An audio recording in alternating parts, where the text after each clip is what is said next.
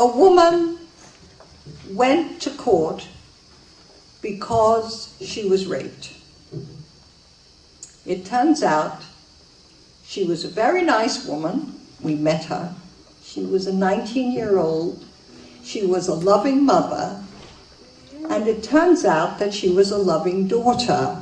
Her mother has disabilities, and she went out to work as an escort in order to make enough money for the family, both the younger generation and the older generation.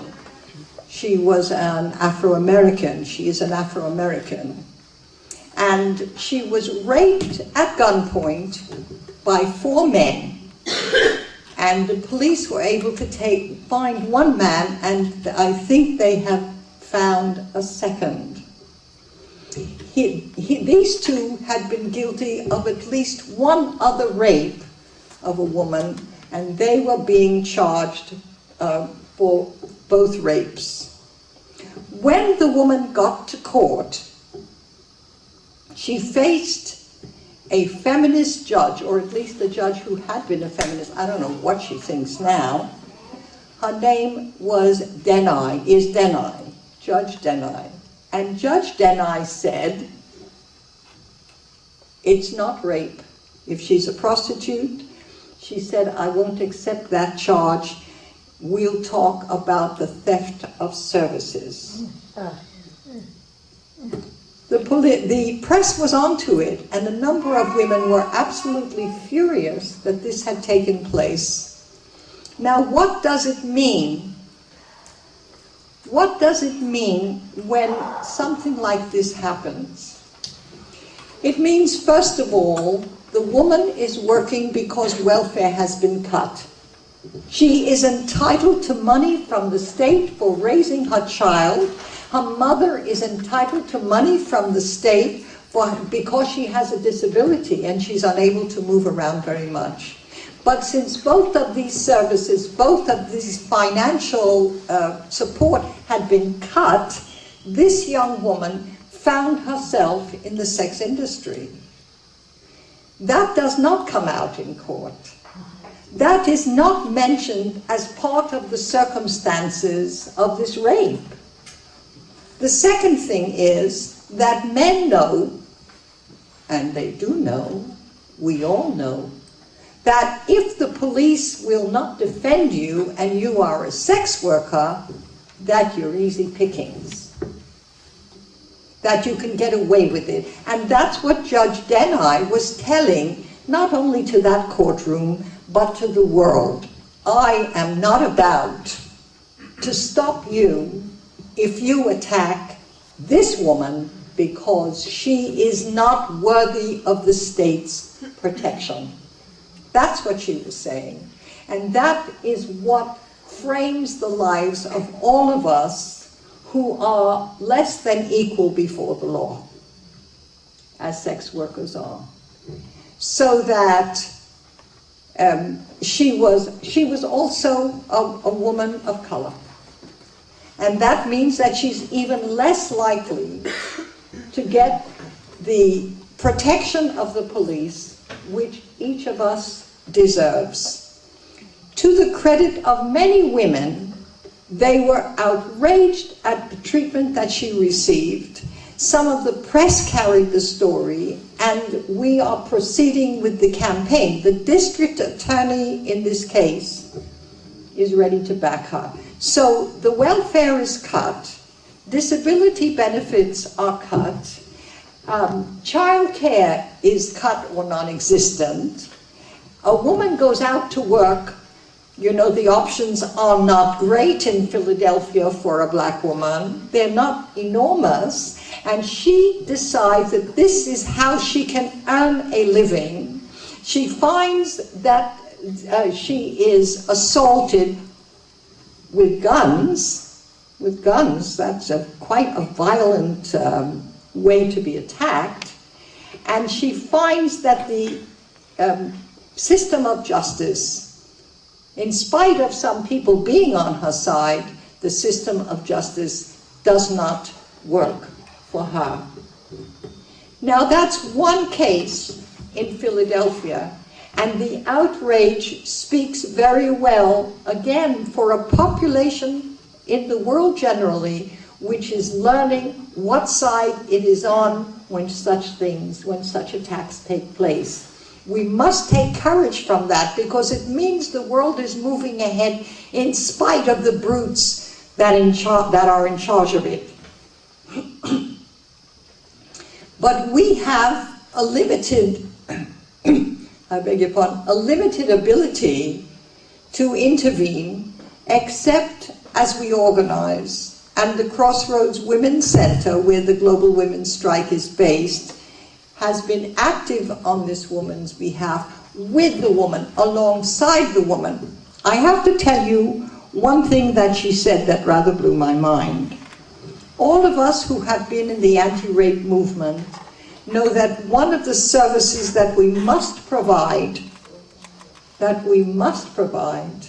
is that a woman who has been raped should be able to speak to other women, to get it all out, you know, to just bare her soul a bit, so that her burden of this fury and degradation is lightened.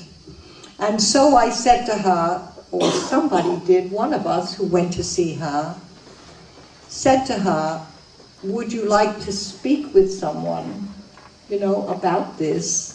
And she smiled and she said, I know enough women who've been raped. I don't need that kind of service. Okay?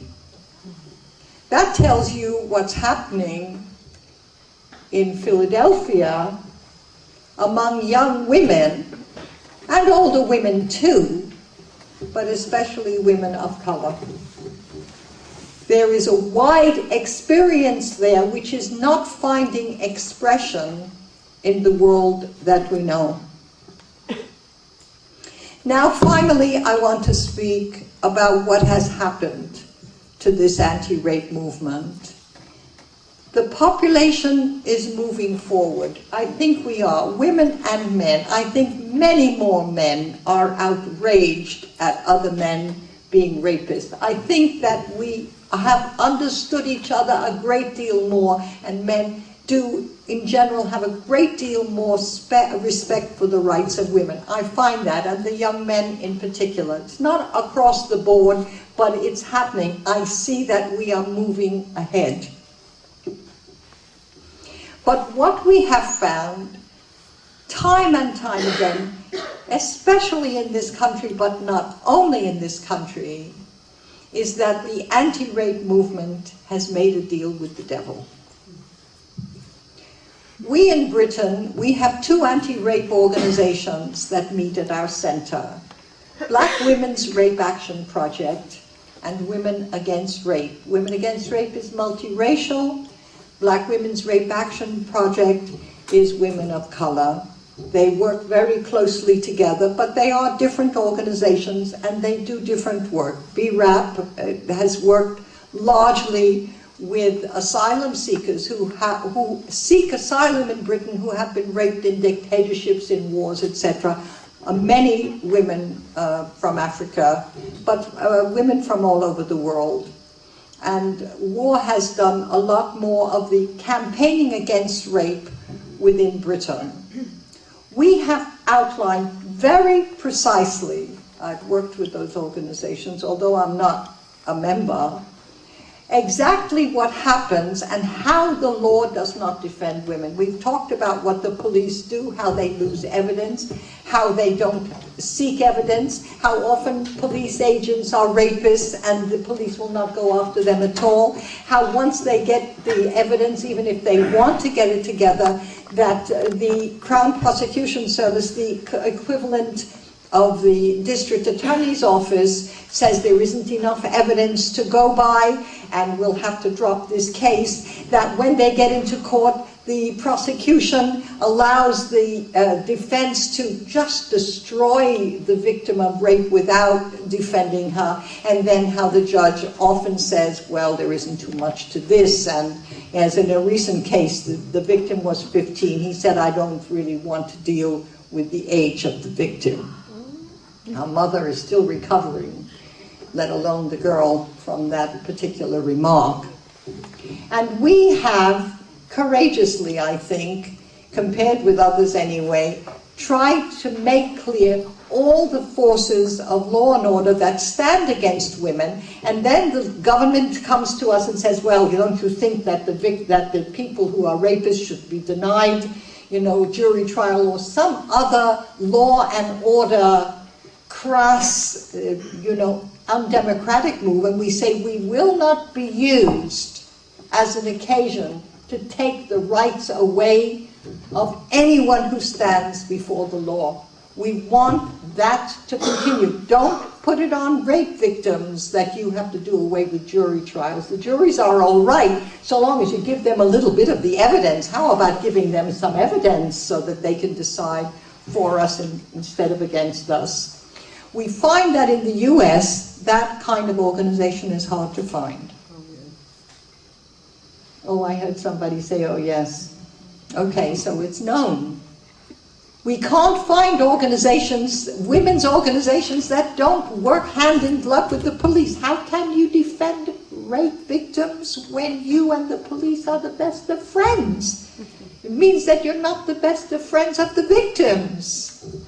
You have to make these decisions in your life, and sometimes you have to decide against the money and for the principles. And that's been a very difficult choice for many women's organizations. Finally, I want to tell you one story about two rape victims. They were women who were working and came to the English Collective of Prostitutes and Women Against Rape and said that they had discovered, each of them had been raped, and they had discovered that the same rapist had been guilty in both cases. They had gone to the police. Someone had told them they will never believe a prostitute has been raped. But they persisted, and when there were two of them, the police did take it seriously, and one particular policeman was very, very keen to find the rapist and to get the goods on him. He gathered the evidence, brought it to the Crown Prosecution Service, the equivalent of the district attorney, and said, look, and the CPS said, there isn't enough evidence to convict. The women with the ECP and with Women Against Rape took out what is not possible in this country, a private prosecution. They organized for a man to do it for free, a lawyer to prosecute for free. He didn't like them very much, and he figured that he was going to win, and then he was going to get all the money, right? All the money for that he had donated his time for. And they took the case to court. The court was filled every day, so that when somebody testified, the people in the court would say, and the judge would turn to the people and note what we were responding to that had just happened in the court. We were in it. The jury also wanted to know every time a point was made what the people in the court thought. And the defense lawyer was horrendous. He said, you can't trust them, they're doing it for the compensation money. Prostitutes can't be trusted. They are not women of high character, a whole set of things. The jury found both rapes to have happened. They found the man guilty in both cases. And when the judge did the sentencing, he gave the man a remarkable 14 years. It was a complete victory. The man appealed sentence and got it reduced to 11 years. We were quite happy with that. We were going to live with it. He had been found guilty on the evidence that the CPS had said was insufficient. We had done that. We had won. We had set a precedent, and we had done a piece of education of the public which we were extremely glad to have done. That story is still not written, but there's still time. The point is that the more powerful we are economically in the society, the more we are likely to get justice, the more we are organized in the society, the more likely we are to get justice even if we don't have money. The point is to plunge in. Thank you.